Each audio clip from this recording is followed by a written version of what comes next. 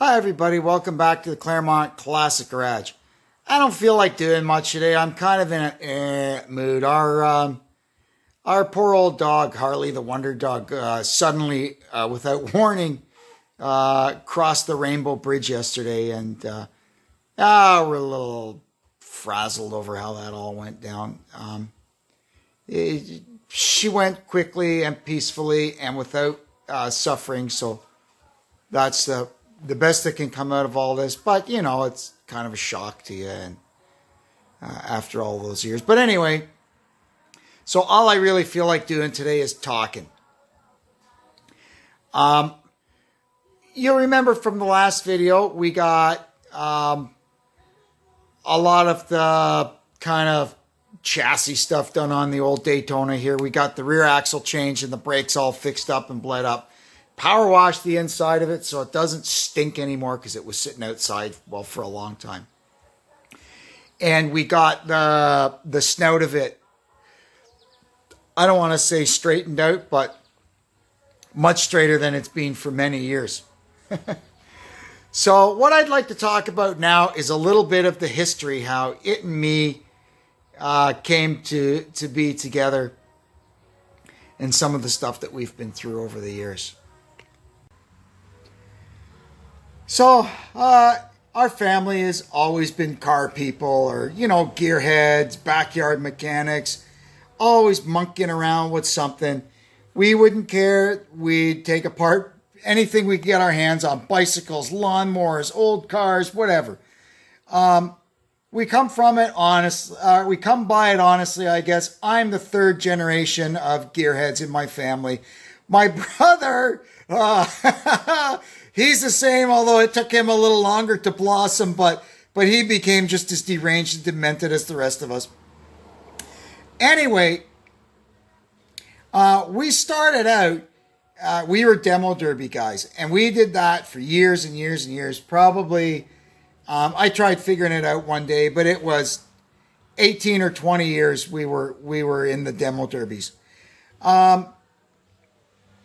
That kind of slowly came to for us an ending, I would say about, I don't know, shortly after we moved here. So somewhere around 20 years ago, maybe a little longer. No, probably about 20 years ago. What happened was, up until that point, for years and years and years, we'd been out there smashing big old American cars. All the cars in the demo derby were big cars from the 60s or the 70s. And even though we liked great big New Yorkers, the Chevy guys had Impalas, Caprices, whatever you want to call them, or the big Buicks and Pontiacs that were the same. Even the mid-sized cars, man, Chevelles and Monte Carlos, Cordobas could hold their own in those wars. But what started happening around, you know, the late 90s, the early 2000s, you started having guys showing up with front-wheel drive cars, Intrepids, front-wheel drive Grand Prix, and we're out there. I mean, you're running at a guy in an Intrepid with a 66 New Yorker. You're going to friggin' kill him, right? So it started, to me, getting a little hairy, and finally, most of the places that ran demo derbies came up with an 80 and newer rule. So that did away with all those big 70s cars. And we were Mopar guys. So for us, we were now going against metric full-size GM cars and Crown Vics with little Fifth Avenues. That was a full-size Chrysler car of the 80s. And it was made of a Volare. And they just couldn't hack it. Wasn't fun anymore. With the old 60s cars, we could use like the same car in several derbies. But these little Fifth Avenues, they were one and done, man. Every derby we took it to, they got destroyed. Unless something broke in them early and they mercifully survived until the next one. So we kind of decided that wasn't for us anymore. We tried the Crown Victoria thing, but they were just too much work, man. We were taking the bodies off of them and converting them because the Ford motors and trannies were crap. So we were putting our 360s and 727s in them, which actually fit the Ford better than the Ford engine. But it was still a lot of work. And They lasted a little bit longer than the 60s cars, but still not. We weren't getting the miles out of them. Anyway, we finally, I sold and gave away all the stuff, and we left that behind. But I still had the itch to be in some kind of old car with numbers on the doors.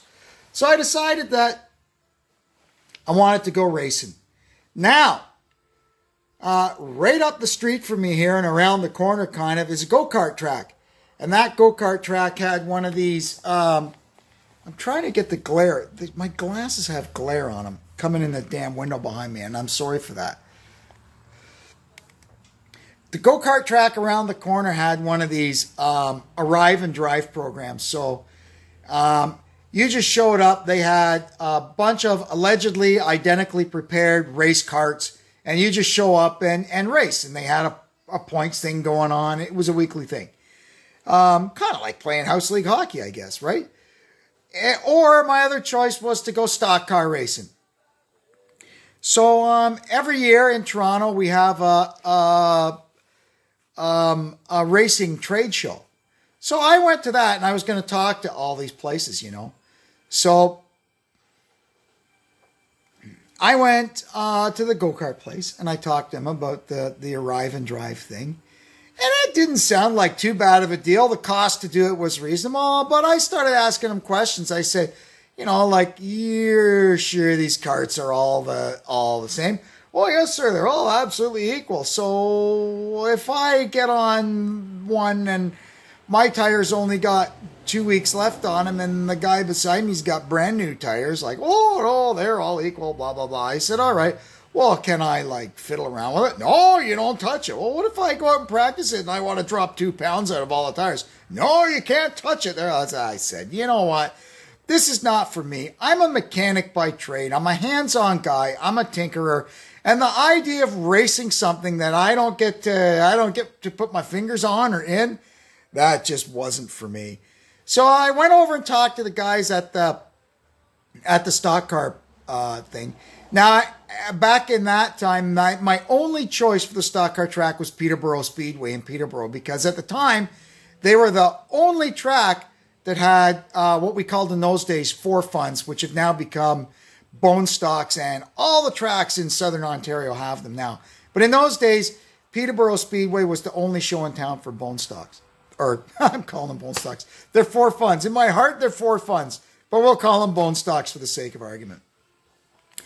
So I decided that was probably the better path for me, because I could get a car and I could go to the junkyard and look for parts and screw around with it and try this and try that and blah, blah, blah.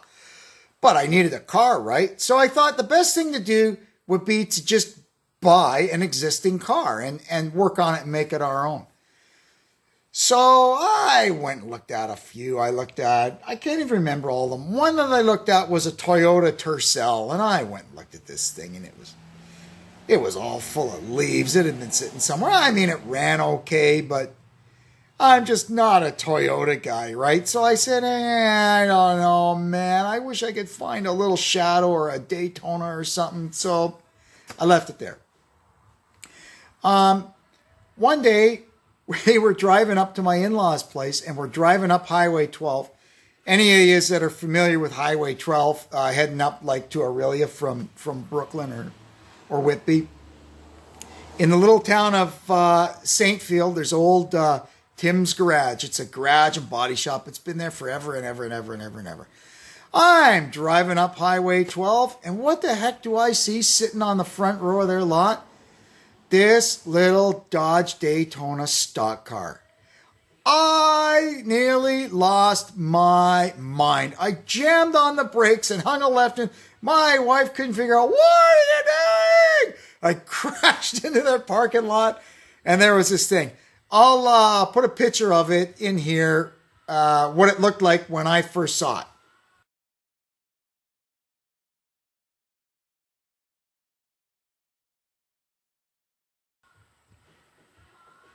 So I went in and talked to them, and they said, yeah, go check it out. I went out. The key was in it. It started right up. I had no idea what engine was in it, the 2.2, a 2.5. I don't know. It looked inside. It was an automatic. Put it in gear. It moved. It stopped.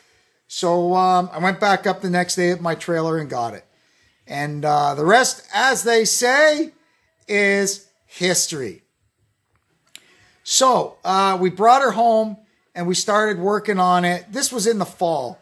So we started working on it to be ready for the following racing season, which would be 2010. So we took the car all apart, fixed a lot of stuff. We had to buy a parts car because part of the rules back then were you weren't allowed rear disc brakes. These cars were very, very simple back in those days. You're only allowed a single cam, no twins. You're only allowed an automatic transmission. Although they had started to let a couple of guys in with 5 speeds with a weight penalty. I'm neither here nor there on that. And you had to have drum brakes on the back. So off another local racer, I bought an old K car for parts and got the rear axle with the drum brakes out of it and put it in the Daytona. Now, incidentally, in our previous video, when we changed the axle in this, I just realized now that we actually put back into this car the original axle that it left the factory with in 1989. How's that? To me, it's a big deal. To you, it might not be. So anyway, I'll put a picture of what it looked like on opening night, the very first night we took it to the racetrack right here.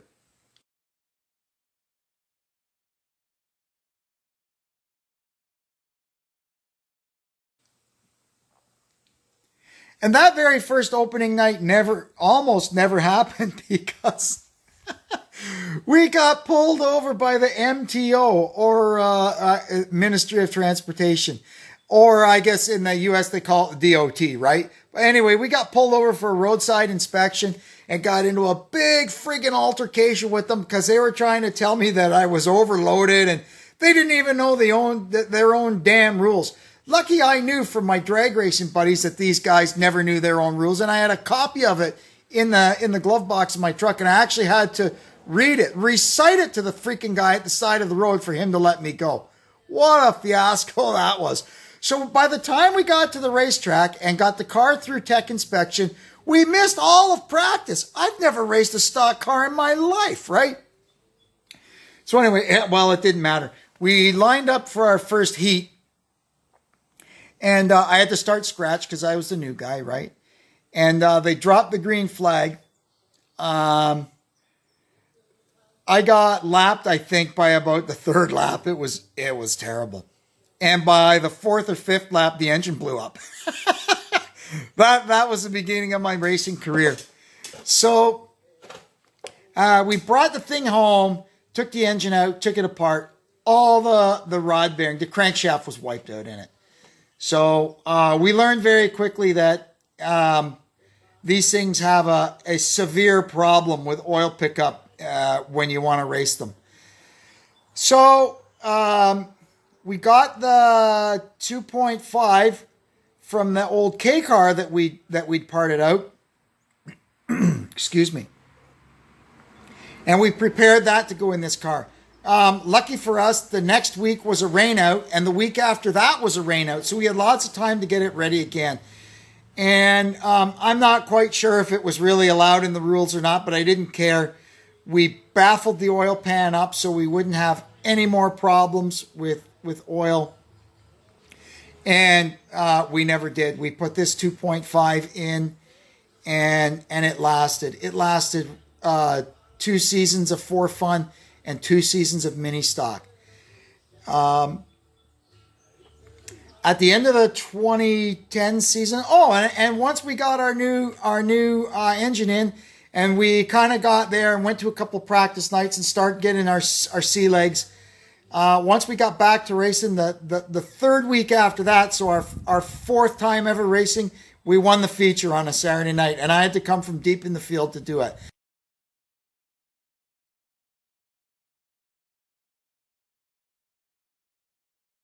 And that was really, really, really cool.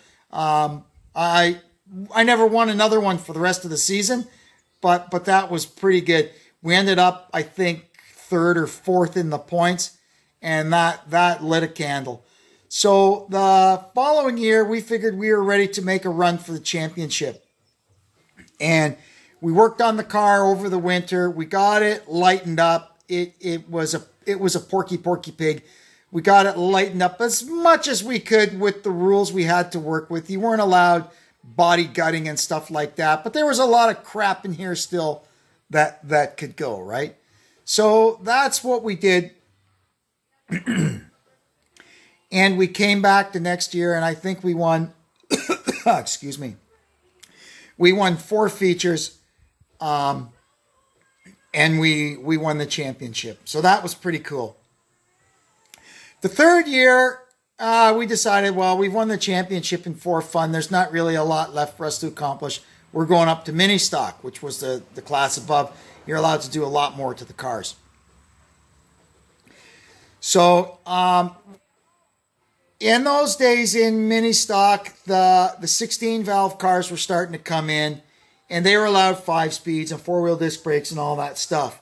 So, us old guys that had 8 valve engines, they pretty much opened up the rules to us. You could pretty much do anything you wanted to an 8 valve engine to try and keep up with the 16 valve cars. So, the first season in mini stock, the engine was still relatively stock. We were still running the single point fuel injection or TBI, Mopar guys call it. As time went on, slowly we worked on it. I got my hands on a Comp Magnum cam for it, and we did that. We did all the upgrades that you could to it in the cylinder head, the PT Cruiser lifters. That was an incredible modification. This thing the lifters would get full of air, and it had come off the track after a race, and the engine sounded like a typewriter. And I don't think the valves were opening more than half of what they should have been. We put the PT Cruiser lifters in it, and they've got a little bleed hole in the top to let the air out. Night and day.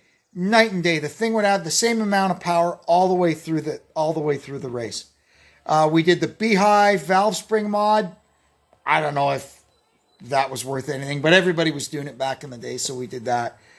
Well, I've got the engine sitting right here. Let me show it to you. Here it is. This is our old 2.5. Now, this is a special 2.5. This is what we call a tall 2.5. The very first, this engine is 1986, 86, 87, and 88. The 2.5, it's the same bore as the 2.2. It's got a stroker crank in it. So in order to do that, they made a tall deck block. And it's easy to tell if you're looking at a 2.2. You could tell by these bolt bosses here. The top of the block on a 2.2 is there. And on the tall 2.5, it's here.